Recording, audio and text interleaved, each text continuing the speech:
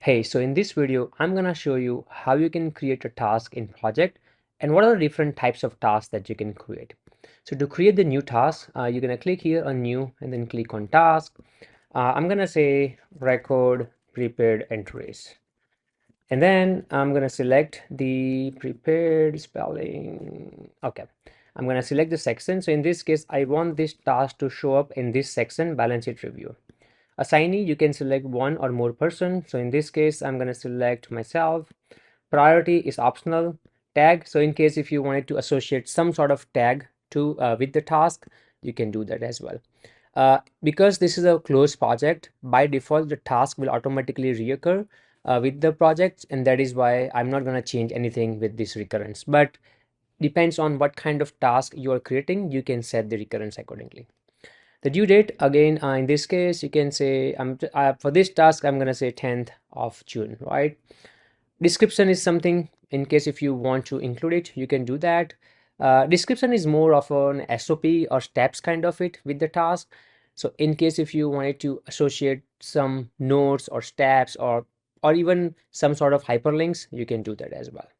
A checklist is more of a steps. So let's just say if this particular task you have to do 1, 2, 3, 4, 5 steps, you can actually include it here, right?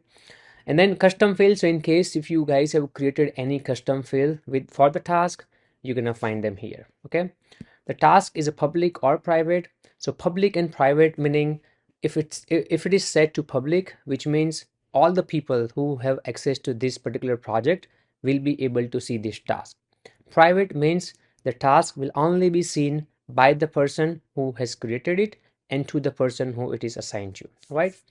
And then in case if you wanted to, if you have enabled the time estimate, this is what you can type in.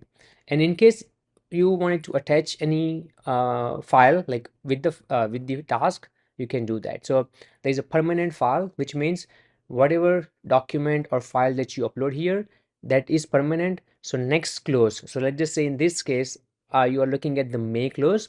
For the June close, the file will the document will roll forward, right? And you just simply click on create and the task will then be added. All right, so in this case, I'm click here, record prepared entries, and then inside here I'm gonna find record prepared entries. All right, so this is the normal task that we have just created. But then let me show you what other different kinds of tasks that you can create it.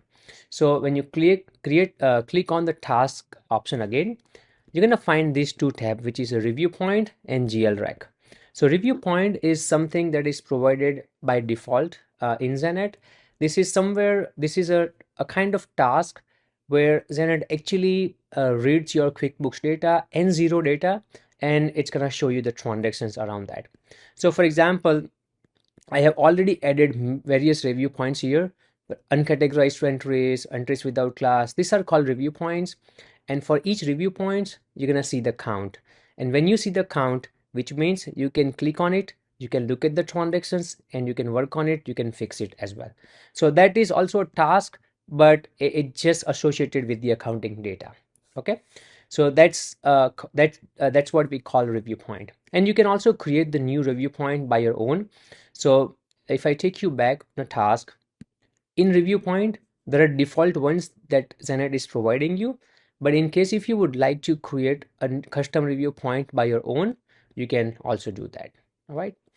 And then the third type of task is a GL rec. So let me actually here, in fact, let me show you. You can see all of the chart of accounts, and then you can add those accounts as a part of your close process, right?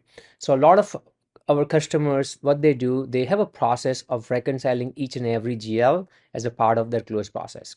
So I'll show you how that looks like.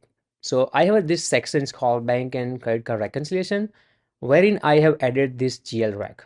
When you add a particular GL to the close process, that's going to show up like that. So with each GL, that's going to pull the balance from the ledger.